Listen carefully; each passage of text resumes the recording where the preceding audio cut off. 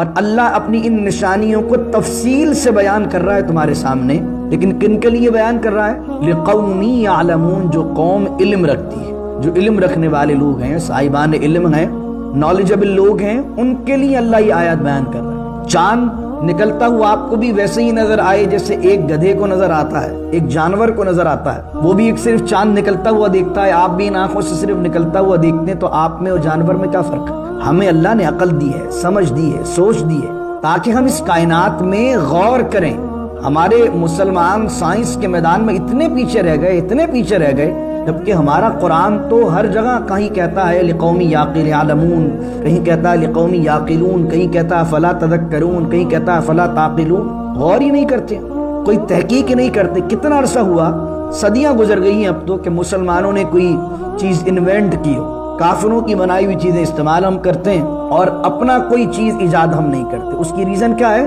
کہ ہمارا غور، تدبر، تفکر اب دنیا میں اور کائنات میں نہیں رہا۔ حالانکہ قرآن تو مسلمانوں کو، اہل ایمان کو پہلے یہ حکم دیتا ہے کہ کائنات میں غور کرو کہ تمہارے رب نے اس کائنات میں اپنے جلوے اور اپنی نشانیاں اور اپنی آیات کو کس طرح بکھیرا ہوا ہے۔ پھر فرمایا اِنَّ فِی اخْتِلَافِ اللَّیلِ وَالنَّہَارِ، اور بے شک رات اور دن کے آنے جانے میں، اختلاف مانے علی سیدنا و مولانا محمد معدن الجود والکرم وآلہ وصحبہ وبارک وسلم، هو الذی جعل الشمس ضیاء والقمر نورا وقدره منازل لتعلموا عدد السنین والحساب ما خلق اللہ ذلك الا بالحق یفصل الآیات لقوم یعلمون۔ صدق اللہ مولانا العظیم۔ سورہ یونس کی آیت نمبر 5 کو ہم نے تلاوت کیا ہے، اور 11ویں سپارے کا یہ 6واں رکوع ہے۔ اللہ رب العزت فرماتا ہے کہ وہی اللہ ہے جس نے سورج کو بنایا روشنی، والقمر نوراً، اور چاند کو بنایا روشنی، وقدرہ منازل، اور چاند کے لیے منازل کو مقرر کر دیا۔ دیکھیں، دیا کا معنی بھی روشنی اور نور کا معنی بھی روشنی۔ قرآن نے سورج اور چاند کی روشنی کے لیے ایک لفظ استعمال نہیں کیا۔ یہ نہیں فرمایا اللہ نے هو الذی جعل الشمس نور والقمر نور، جبکہ بات دونوں میں روشنی کی ہو رہی ہے۔ مفسرین نے کہا اس میں بھی ایک نقطہ ہے علمی، وہ سائنس نے بعد میں تحقیق کی، سورج کی جو روشنی ہے وہ اس کی اپنی ذاتی ہے، اور جو چاند کی جتنی روشنی ہے وہ ریفلیکٹ ہوتی ہے سورج سے۔ سورج چاند کی جو روشنی ہے وہ اس کی اپنی ذاتی نہیں ہے، تو اس لیے اللہ نے سورج کی روشنی کے لیے کہا ضیاءً۔ ضیاء جو ہوتی ہے، جس کو ہم اردو میں ضیاء کہتے ہیں، بعض اوقات لوگوں کا نام بھی ہوتا ہے نا ضیاء الاسلام، اسلام کی ضیاء، اسلام کی روشنی۔ ضیاء القرآن، ضیاء القرآن کا مطلب قرآن کی روشنی۔ تو نور سے بھی بڑی جو چیز ہوتی ہے اس کو کہتے ہیں ضیاء، اردو میں ضیاء کہہ دیں گے۔ تو فرمایا هو الذی جعل الشمس ضیاءً، اور دوسری چیز یہ ہوتی ہے کہ جو ضیاء ہوتی ہے اس میں وہ روشنی ہوتی ہے جس میں تھوڑی تپش بھی ہو، اور چاند کی روشنی کو نور اس لیے کہا کہ نور وہ ہوتا ہے جس کی روشنی میں ٹھنڈک ہو، تو اس لیے دونوں کے لیے الگ الگ الفاظ استعمال فرمائے۔ پھر فرمایا چاند کے لیے منزلیں مقرر کر دیں اللہ نے۔ یہ چاند کی منزلیں کتنی ہوتی ہیں؟ مفسرین نے لکھا کہ چاند کی ٹوٹل 28 منازل ہیں۔ چاند پہلی تاریخ سے لے کر ہر دن ایک الگ منزل، ہر ایک دن ایک الگ اسٹیپ بڑھ جاتا ہے۔ زمانے جاہلیت میں عرب کے اندر جو لوگ ستارہ پرست تھے، ان لوگوں نے ان منزلوں کے 28 نام بھی دیے تھے، 28 نیمز دے دیے تھے۔ اس کے بعد میں ان 28 نیمز کو جو ہے وہ ڈیوائیڈ کر دیا گیا 12 برجوں میں۔ جو یہ اسٹارز ہوتے ہیں نا، کیپریکون، سیگیٹیریس، اسکارپیو، ایکویریس، یہ جتنے بھی اسٹارز ہیں یہ برج ہیں نا، تو یہ چاند کی منزلوں سے ان کا حساب ہوتا ہے۔ یہ چاند جس منزل میں رہتا ہے تو 28 دن جب مکمل ہو جاتے ہیں تو یہ 28 منزلیں طے کر لیتا ہے، اور اگر مہینہ 29 کا ہے تو 1 دن، اور اگر مہینہ 30 کا ہے تو 2 دن پھر وہ آسمان سے غائب رہتا ہے۔ جس کو ہندوؤں کے اندر جس دن چاند غائب ہو، ایک دن کے لیے غائب ہو تو اماوس کی رات، 2 دن کے لیے غائب ہو تو 2 دن کی راتیں جو اماوس کی بن جاتی ہیں، اور جادو ٹونے کالے علم وغیرہ اس طرح کی چیزیں اس میں ہوتی ہیں۔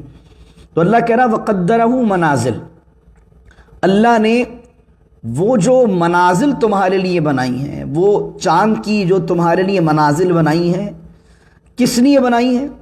لِتَعْلَمُوا عَدَدَ السِّنِينَ، پہلا ریزن تو یہ ہے کہ تم جانو اس کے ذریعے سے اپنے سنین کی تعداد کو۔ سنین کیا ہے؟ سن کی جمع ہے، سالوں کی تعداد۔ عدد السنین، کاؤنٹ کرو کہ بھائی 12 مہینے ہو گئے، پہلا مہینہ گزر گیا ہے، تو اس کا مقصد کیا ہے؟ اللہ کے نزدیک ٹائم کی جو ہے وہ بڑی اہمیت ہے، اور اللہ چاہتا ہے کہ تم زندگی ایسے نہیں گزارو کہ سال مہینے گزرتے جائیں، بلکہ یہ چاند کی منزلیں اللہ نے اس لیے مقرر کی ہیں لِتَعْلَمُوا عَدَدَ السِّنِينَ، تاکہ تم جانو مہینوں کی تعداد، کون سا مہینہ ہے، کون سا دن ہے۔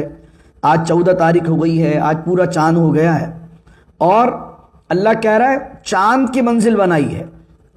تو اللہ یہ نہیں کہہ رہا کہ موبائل میں دیکھو ڈیٹ اور کیلنڈر میں دیکھو کون سا مہینہ ہے، بلکہ تمہاری نگاہ آفاق پر جانی چاہیے، کائنات پر جانی چاہیے، سورج اور چاند پر تمہاری نگاہ جانی چاہیے، کیونکہ جب جب تم سورج کو دیکھو گے، چاند کو دیکھو گے، تو چاند کا بنانے والا تمہیں نظر آئے گا۔ اب کیا ہے کہ ہم چاند اور قمری مہینے بھی جو ہے وہ اپنے واٹس ایپ پہ دیکھتے ہیں، چاند دکھ گیا کہ نہیں دکھا، چاند دیکھنے کا تو حساب کتاب ہی ختم ہو گیا۔ حالانکہ اللہ کہہ رہا ہے کہ ان چیزوں میں دیکھو نشانیاں ہیں، لِتَعْلَمُوا عَدَدَ السِّنِينَ، اللہ چاہتا ہے کہ ان منزلوں کے ذریعے سے تم اپنی سالوں کی تعداد کو جانو، والحساب، اور حساب کو جانو۔ اب یہ حساب کیا ہے؟ حساب کی الگ الگ طریقے سے جو ستارہ کے بارے میں، جو سٹارز کے بارے میں باتیں کرتے ہیں، وہ بھی ان چیزوں سے حساب لگا رہے ہوتے ہیں، لیکن زیادہ تر جو چیزیں وہ حساب یہ ہے کہ گرمی کا موسم کب آئے گا، سردی کا موسم کب آئے گا، خزاں کب آئے گی، بہار کب آئے گی، یہ تمام موسموں کے جو رد و بدل ہیں، دن چھوٹے کب ہوں گے، بڑے کب ہوں گے، یہ سارے کے سارے جو ہے وہ سورج چاند سے اللہ نے متعلق کیے ہوئے ہیں۔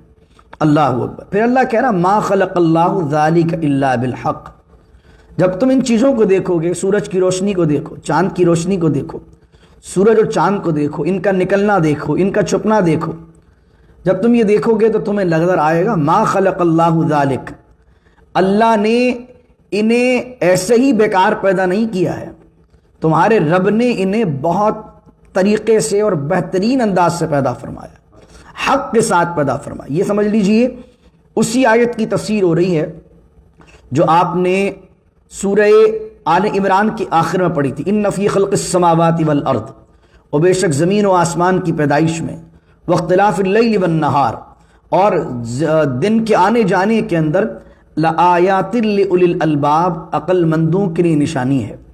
جب وہ یہ چیزیں دیکھتے ہیں، جب ان کی نگاہ یہاں پر جاتی ہے تو وہ کہتے ہیں ربنا ما خلقت ھذا باطلا، الہی تو نے کوئی بھی چیز باطل پیدا نہیں کی، بیکار نہیں بنائی ہے۔ تو ما خلق اللہ ذالک الا بالحق، تمہارے رب نے ان تمام چیزوں کو حق کے ساتھ پیدا کیا ہے۔ یفصل الآیات، اور اللہ اپنی ان نشانیوں کو تفصیل سے بیان کر رہا ہے تمہارے سامنے، لیکن کن کے لیے بیان کر رہا ہے؟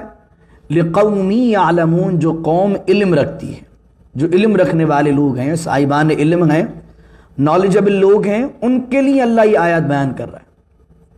چاند نکلتا ہوا آپ کو بھی ویسے ہی نظر آئے جیسے ایک گدھے کو نظر آتا ہے، ایک جانور کو نظر آتا ہے، وہ بھی ایک صرف چاند نکلتا ہوا دیکھتا ہے، آپ بھی ان آنکھوں سے صرف نکلتا ہوا دیکھتے ہیں، تو آپ میں اور جانور میں کیا فرق ہے؟ ہمیں اللہ نے عقل دی ہے، سمجھ دی ہے، سوچ دی ہے، تاکہ ہم اس کائنات میں غور کریں۔ ہمارے مسلمان سائنس کے میدان میں اتنے پیچھے رہ گئے، جبکہ ہمارا قرآن تو ہر جگہ کہیں کہتا ہے لقوم یعلمون، کہیں کہتا ہے لقوم یعقلون، کہیں کہتا ہے فلا تذکرون، کہیں کہتا ہے فلا تعقلون۔ غور ہی نہیں کرتے، کوئی تحقیق ہی نہیں کرتے۔ کتنا عرصہ ہوا، صدیاں گزر گئی ہیں اب تو، کہ مسلمانوں نے کوئی چیز انوینٹ کی ہو، کافروں کی بنائی ہوئی چیزیں استعمال ہم کرتے ہیں، اور اپنا کوئی چیز ایجاد ہم نہیں کرتے۔ اس کی ریزن کیا ہے؟ کہ ہمارا غور، تدبر، تفکر اب دنیا میں اور کائنات میں نہیں رہا۔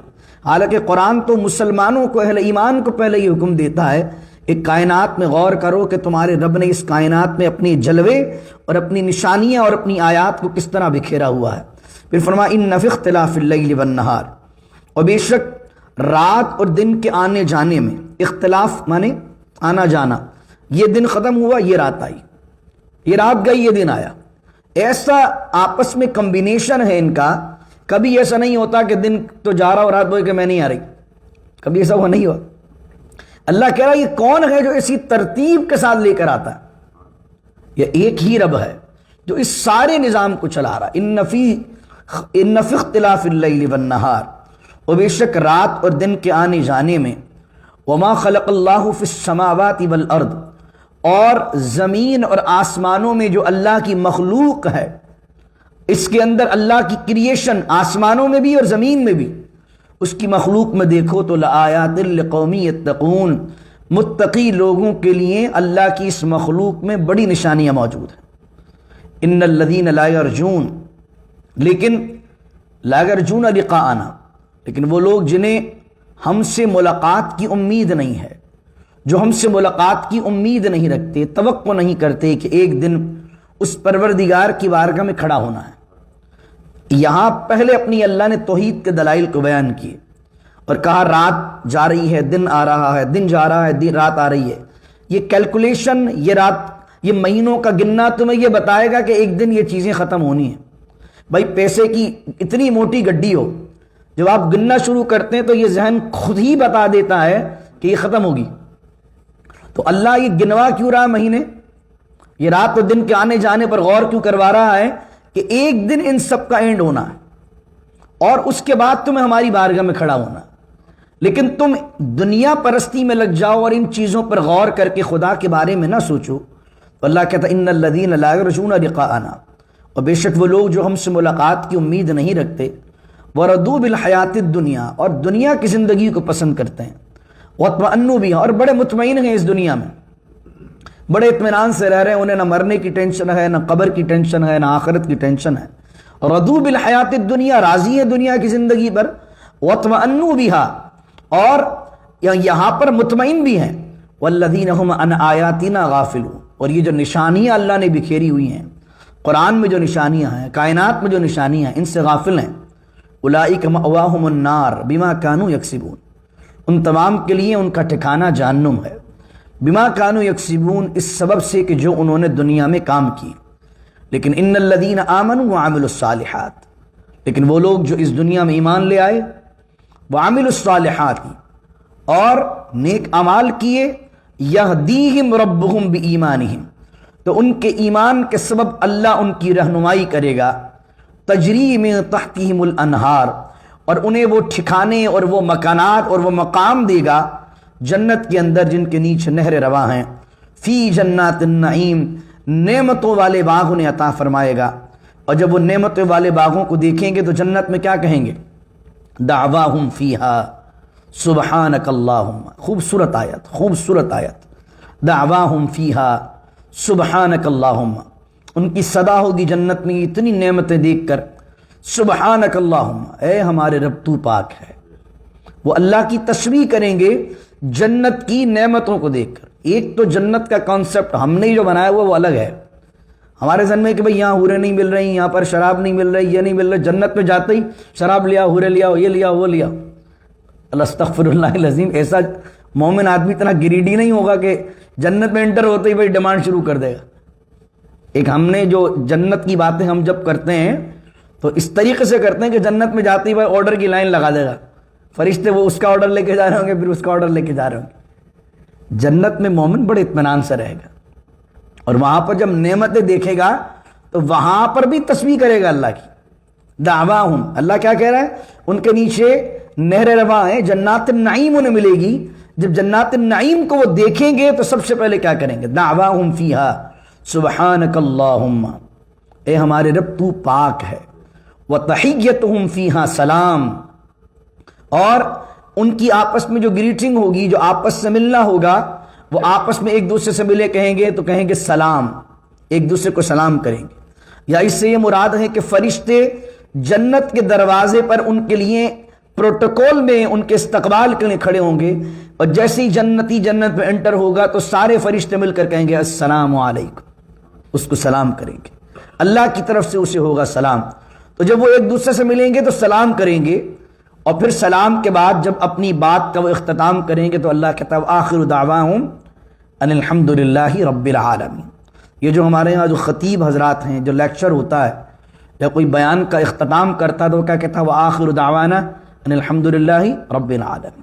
یہی آیت قرآن کی ہے، وآخر دعواہم، کہ جب جنتی جنتیوں کو سلام دعا کریں گے تو ان کا ملنا جلنے پر سلام ہوگا، اور جب وہ اپنی بات کا اختتام کریں گے تو اللہ کہتا ہے وآخر دعواہم ان الحمد للہ رب العالمین۔ ان کی آخری بات اور ان کی آخری دعا جب ہوگی ایک دوسرے سے جدا ہوتے ہوئے، وہ یہ ہوگی ان الحمد للہ رب العالمین، تمام تعریفیں تمام شکر اس اللہ کے لیے ہے جو تمام عالم کا پالنے والا ہے۔ سیکنڈ لاسٹ آیت ہے اس درس کی آج کی، یہ بہت اہم آیتیں دونوں، غور کیجئے گا، میں بھی اپنا محاسبہ کرتا ہوں، آپ بھی اپنا محاسبہ کریں ان دونوں آیتوں میں۔ وَلَوْ يُعَجِّلُ اللَّهُ لِلنَّاسَ الشَّرَّ اسْتِعْجَالَهُم بِالْخَيْرِ لَقُضِيَ إِلَيْهِمْ أَجَلُهُمْ، اور اگر اللہ جلدی کرتا لوگوں کو عذاب دینے میں، استعجالہم بالخیر، جس طریقے سے لوگ جلدی کرتے ہیں خیر کو طلب کرنے میں، تو لقضی الیہم اجلہم، تو ہو جاتی ان کی عمر تمام جلد۔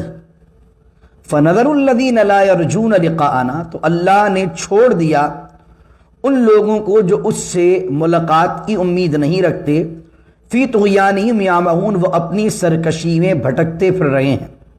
اس میں اس کا جو شان نزول ہے وہ یہ ہے کہ مکہ المکرمہ میں حضور نے جب دین کی دعوت کو پیش کیا تو کچھ مشرکین نے جب یہ دیکھا کہ حضور بار بار یہ کہتے ہیں کہ ایمان نہیں لاؤ گے تو اللہ کے عذاب میں گرفتار ہوگے، تو انہوں نے کہا کہ اگر عذاب آئے گا تو لے آئیں، فوراً عذاب آ جائے۔ اور ایک کافر نے دعا کی کہ اے اللہ اگر اسلام سچا ہے تو فوراً عذاب آ جائے۔ تو جب یہ دعا کی تو اللہ نے اس پر یہ آیت نازل فرمائی کہ اللہ جو ہے وہ کافر پر بھی رحیم ہے، اللہ کی رحمت کافر پر بھی ہے۔ اللہ تعالیٰ نے عذاب دینے کا معاملہ جو مستقل بنایا ہے وہ بنا ہے آخرت کو، اللہ تعالیٰ یہاں چھوٹ دیتا ہے، اور یہ جو تم خیر کی دعا کرتے ہو، چاہتے ہو خیر تمہاری طلب ہو جائے اور اللہ تعالیٰ تمہاری خیر کی دعاؤں کو قبول کر لیتا ہے، لیکن تمہاری جو شر کی دعائیں ہوتی ہیں، عذاب کی دعائیں ہوتی ہیں، اللہ تعالیٰ کی رحمت ہوتی ہے کہ اللہ انہیں قبول نہیں کرتا۔ اور اگر اللہ تمہاری شر کی دعائیں بھی قبول کرنے لگ جائے تو یہ جو عمر ہے تمہاری، جو ہم نے تمہیں 50 60 100 سالہ دی ہے، تمہاری ایک بد دعا کو اگر ہم قبول کر لیں جو تم نے اپنے حق میں کی ہے، تمہاری عمر تمام ہو جائے۔ اس آیت کے تحت مفسرین نے لکھا ہے کہ نبی کریم صلی اللہ علیہ وسلم نے فرمایا آدمی کو چاہیے کہ آدمی اپنے مال کو، اپنی اولاد کو اور اپنے آپ کو بد دعا نہ دے۔ پھر ایک مفسر نے، امام حضرت ابن کثیر نے تفسیر ابن کثیر میں لکھی ہے ایک روایت، انہوں نے لکھا کہ نبی کریم صلی اللہ علیہ وسلم قافلے کے ساتھ تھے، تو ایک شخص اونٹ پر سوار ہوا، اونٹ کو بٹھایا، اور اونٹ جب چلنے نہیں لگا تو اس نے کہا اس اونٹ پر لعنت ہو۔ جب اس نے لعنت دی تو نبی کریم صلی اللہ علیہ وسلم نے فرمایا اس اونٹ سے اتر جاؤ، ہم نہیں جانتے کہ کوئی لعنتی اونٹ، کوئی ملعون اونٹ ہمارے سفر میں ساتھ ہو۔ پھر نبی کریم صلی اللہ علیہ وسلم نے فرمایا تم میں سے کوئی اپنے آپ کو، اپنی اولاد کو، اپنے مال کو بد دعا نہ دے کہ نہ جانے کوئی وہ وقت نہ ہو جس کے اندر قبولیت دعا ہو جاتی ہے۔ تو یہ جو ہمارے ہاں مائیں اسپیشلی، جو ہماری بہنیں چڑچڑی ہو جاتی ہیں کام سے، گھر کا بھی کام کر رہی ہیں، بچہ بھی پریشان کر رہا ہے، تو غصے میں آ کر بچے کو بد دعا دے دیا، تیرا بیڑا غرق، تیرا یہ ہو جائے، تیرا وہ ہو جائے۔ تو یہ اس طرح کے جملے نہیں کہنا چاہیے۔ جس طرح پنجابی کے اندر جو ہے وہ کہتے تھے تیرا بیڑا تر جائے، اس طریقے سے ہماری والدہ جب کسی کو بولتی تھی تو کہتے ارے تیرا بھلا ہو، تو اچھی باتیں منہ سے نکالیے، یعنی غصے کے اندر بھی ایسی چیزیں منہ پر چڑھنی چاہیے آپ کے جس میں بد دعا کا پہلو نہ ہو۔ اگر کوئی بندہ بات نہیں سمجھتا تھا تو بزرگ دیکھتے، کچھ بزرگ ایسے تھے تو بد دعا نہیں دیتے تھے۔ کوئی بندہ بچہ سمجھ نہیں رہا بات کو، تیرا بھلا ہو، یہ اٹھا لے بھائی، یہ چیز کہہ رہا ہوں میں، تو تیرا بھلا ہو۔ اب یہ کہ تیرا بیڑا غرق ہو تو یہ بد دعا ہو گئی۔ تو اس لیے اللہ فرما رہا ہے کہ بعض اوقات تم اپنی اولاد کے غصے میں بد دعا دے دیتے ہو، اپنے آپ کو بد دعا دے دیتے ہو، لیکن اللہ تعالیٰ تمہیں شر پہنچانے میں جلدی نہیں کرتا، وہ قبول نہیں کرتا تمہاری، اور تمہاری خیر کی دعاؤں کو قبول کر لیتا ہے۔ یہ اللہ رب العزت نے یہاں پر بیان فرمایا۔ آخری آیت وَإِذَا مَسَّ الْإِنسان، یہ تو آیت بہت کمال ہے، اور میں کئی درس میں، کئی لیکچرز میں کئی سالوں سے اس کو کوٹ کرتا ہوں۔ یہ آیت تو نازل ہو رہی ہے سمجھیے مشرکین مکہ کے لیے۔ ایک لمحے کو میں اور آپ ہم سب اس آیت کے متعلق سوچیں۔ وَإِذَا مَسَّ الْإِنسان ضُرٌّ، اور جب انسان کو کوئی تکلیف پہنچتی ہے، اللہ نے انسان کا لفظ کہہ دیا، عام کر دیا، کوئی بھی انسان۔ وَإِذَا مَسَّ الْإِنسَانَ ضُرٌّ، جب انسان کو کوئی مصیبت پہنچتی ہے، دعانا لجنبہ او قاعدا او قائما، تو وہ ہمیں پکارتا ہے رات میں لیٹے ہوئے کروٹ کے بل، یعنی رات میں کروٹ بھی، لجنبہ کا معنی پہلو پر لیٹنا، راتوں میں کروٹ بھی بدلتا ہے تو ہمیں پکارتا ہے اگر مصیبت آتی ہے تو۔ او قاعدا، بیٹھا ہوا بھی ہمیں پکارتا ہے، او قائما، کھڑے ہوئے بھی ہمیں پکارتا ہے۔ ٹینشن مشکل میں ہے، پریشانی میں ہے تو لیٹے ہوئے بھی ہم یاد آتے ہیں، بیٹھے ہوئے بھی ہم یاد آتے ہیں، کھڑے ہوئے بھی ہم یاد آتے ہیں۔ چلیں یہ تو اچھی بات ہے، لیکن اگلا جملہ سنیے جو اللہ فرما رہا ہے، فلما کشفنا عنہ ضرہ، اب ہم اس کی دعا کو قبول کر لیتے ہیں۔ فلما کشفنا عنہ ضرہ، اس کی پریشانی دور کر دیتے، اس سے مصیبت دور کر دیتے۔ مر کأن لم یدعونا الی ضر مسہ، اور جب پریشانی دور ہو جاتی ہے تو وہ چلتا پھرتا ہے، چلتا بنتا ہے ہماری بارگاہ سے، اور ایسا ہو جاتا ہے جیسے کسی مصیبت پر اس نے ہمیں پکارا ہی نہیں تھا۔ یعنی مشکل آئی تو اللہ یاد آیا، مشکل ٹل گئی، خوشحالی آ گئی، اللہ کو بھول گئے۔ اب مجھے بتائیے، ہے تو مشرکین مکہ کے لیے کہ جب کوئی قحط آ جاتا تھا، بارش نہیں ہوتی تھی تو انہیں اللہ یاد آ جاتا تھا، اور پھر وہ بتوں کو چھوڑ کر خدا سے دعا کرتے تھے، اور جب مشکل حل ہو جاتی تھی اور آسانی والی زندگی میسر آ جاتی تھی، نعمتوں والی، تو اللہ کو بھول جاتے تھے۔ آج ہم بھی فوراً مسجد کے اندر جماعت کے ساتھ نمازوں کی پابندی شروع کر دیتے ہیں جب ہماری کاروبار کی سیل چلی جائے، جاب چلی جائے، کوئی پریشانی آ جائے، اور جیسے ہی اللہ نے ہمیں نواز دیا ویسے ہی ہم سب بھول جاتے ہیں۔ یہ ہے تو آیت مشرکین کے لیے، لیکن اللہ نے یہاں مشرکین کو نہیں فرمایا، خطاب سب انسانوں سے۔ تو مومن کون ہوتا ہے؟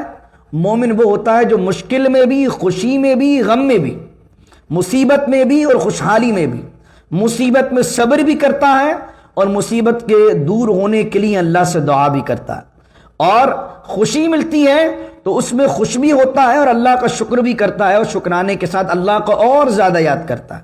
اللہ اکبر۔ آخری آیت مکمل ہو رہی ہے اسی پر، کذالک زینا للمسرفین ما کانوا یعملون، اور اسی طریقے سے حد سے بڑھنے والوں کے لیے مزین کر دیے گئے ان کی آنکھوں میں اعمال، یعنی کہ وہ جو خوشی کے اندر اللہ کو بھول جاتے ہیں، ان کو اپنی حرکتیں بری نہیں لگ رہی ہوتی، بلکہ وہ جب خوشیاں ملتی ہیں تو یہ نہیں سوچتے کہ اللہ نے میری دعائیں قبول کر لی ہیں اور میری دعاؤں کی وجہ سے میں اس مشکل سے نکلا ہوں، بلکہ ان کے دماغ میں کیا ہوتا ہے، ان کے اپنے اعمال مزین ہو جاتے ہیں۔ بھائی میری ایفرٹس تھی، میرا دماغ تھا، میری عقل تھی، اور میں نے حالات کا مقابلہ کیا اور میں اس طرح نکلا ہوں، اور میں نے کام کو بڑھایا ہے اور میں نے یہ کام کیا۔ یہ میں جو آ جاتی ہے تو آدمی سمجھتا ہے یہ مشکل سے جو نکلا یہ اپنی وجہ سے نکلا ہے، حالانکہ مشکل سے جو نکلا ہوتا ہے وہ اپنی وجہ سے نہیں نکلا ہوتا ہے، مشکل اور مصیبت سے جو نکالا ہوتا ہے وہ اللہ نے نکالا ہوتا ہے۔ اور اس لیے اللہ کی بارگاہ کے اندر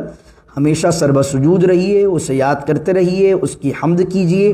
اللہ رب العزت ان لوگوں میں ہمیں شامل فرمائے جن کے لیے اللہ نے کہا تحیتہم فیہا سلام وآخر دعواہم ان الحمد للہ رب العالمین۔ اللہ ان لوگوں میں ہمیں شامل فرمائے، اور جن کے لیے یہ کہ جو شر کو طلب کرتے ہیں، جو اللہ کو بھول جاتے ہیں، اللہ کو بھلا بیٹھے ہیں، تو اللہ تعالیٰ ان لوگوں میں شامل ہونے سے ہمیں بچائے۔ اللہ ہمیشہ اپنا شاکر رکھے، مصیبتوں پر صابر رکھے۔ نبی کریم صلی اللہ علیہ وسلم راتوں میں قیام کرتے، آپ کے پیروں پر ورم آ جاتا، تو سید عائشہ کہتی ہیں یا رسول اللہ صلی اللہ علیہ وسلم، آپ کی تو وہ شان ہے کہ اللہ نے تو آلریڈی آپ کو معاف کر دیا ہے، اللہ نے تو آپ کو درجات پہ بلند کر دیا ہے، آپ کی تو مغفرت پہلے ہی فرما دی ہے، تو آپ اتنی زیادہ مشقت کیوں اٹھاتے ہیں؟